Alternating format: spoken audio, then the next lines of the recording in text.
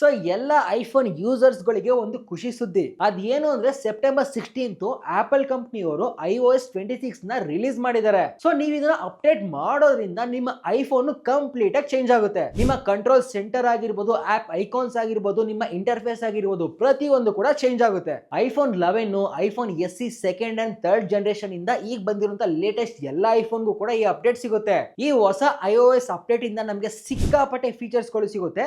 ಇದರಲ್ಲಿ ನಂಗೆ ಇಷ್ಟ ಆಗಿದ್ದು ಎರಡು ಅಪ್ಡೇಟು. ಅದೇನು ಅಂದ್ರೆ ನಾವು ಕಾಲು ಅಥವಾ ವಿಡಿಯೋ ಕಾಲ್ ಮಾಡ್ತಾ ಇರ್ಬೇಕಾದ್ರೆ ನಮಗೆ ಸಬ್ ಟೈಟಲ್ಸ್ ಸಿಗುತ್ತೆ, ಅಂದ್ರೆ ಲೈವ್ ಲ್ಯಾಂಗ್ವೇಜ್ ಟ್ರಾನ್ಸ್ಲೇಷನ್ ಸಿಗುತ್ತೆ. ಸೊ ಇದರ ಜೊತೆಗೆ ಬ್ಯಾಟರಿ ಪರ್ಫಾರ್ಮೆನ್ಸ್ ಕೂಡ ಇಂಪ್ರೂವ್ ಆಗುತ್ತೆ ಅಂತ ಹೇಳ್ತಾ ಇದ್ದಾರೆ. ಸೊ ಇದನ್ನ ನಾವು ಮುಂದಿನ ದಿನಗಳಲ್ಲಿ ನಾವು ಚೆಕ್ ಮಾಡಬೇಕು. ಸೊ ಈ iOS 26 ಅಪ್ಡೇಟ್ ನಮಗೆ 13 GB ಸಿಗುತ್ತೆ. ನೀವೇನಾದ್ರೂ ಇದನ್ನ ಅಪ್ಡೇಟ್ ಮಾಡ್ಬೇಕಾದ್ರೆ ನಿಮ್ಮ ಐಫೋನ್ ಹೀಟ್ ಆಗಿದ್ದಾಗ ಅಪ್ಡೇಟ್ ಮಾಡಕ್ಕೆ ಹೋಗ್ಬೇಡಿ. ಯಾಕಂದ್ರೆ ತುಂಬಾ ಜನ ಐಫೋನ್ ಹೀಟ್ ಆಗಿದ್ದಾಗ ಅಪ್ಡೇಟ್ ಮಾಡಿದ್ರೆ ಅವ್ರ ಐಫೋನ್ ಫುಲ್ ಗ್ರೀನ್ ಸ್ಕ್ರೀನ್ ಆಗ್ಬಿಡುತ್ತೆ. ಸೊ ಅದಕ್ಕೋಸ್ಕರ ನಿಮ್ಮ ಫೋನ್ ನಾರ್ಮಲ್ ಟೆಂಪರೇಚರ್ ಅಲ್ಲಿ ಇದ್ದಾಗ ಇದನ್ನ ಅಪ್ಡೇಟ್ ಮಾಡಿ ಅಂತ ಹೇಳ್ತಾ ಈ ರೀಲ್ನ ಪ್ರತಿಯೊಬ್ಬರ ಕೂಡ ಶೇರ್ ಮಾಡಿ. ಇದೇ ತರ ಹೆಚ್ಚಿನ ಕಂಟೆಂಟ್ ಗಳಿಗಾಗಿ ನಮ್ಮ ಚಾನಲ್ ನ ಸಬ್ಸ್ಕ್ರೈಬ್ ಮಾಡಿ.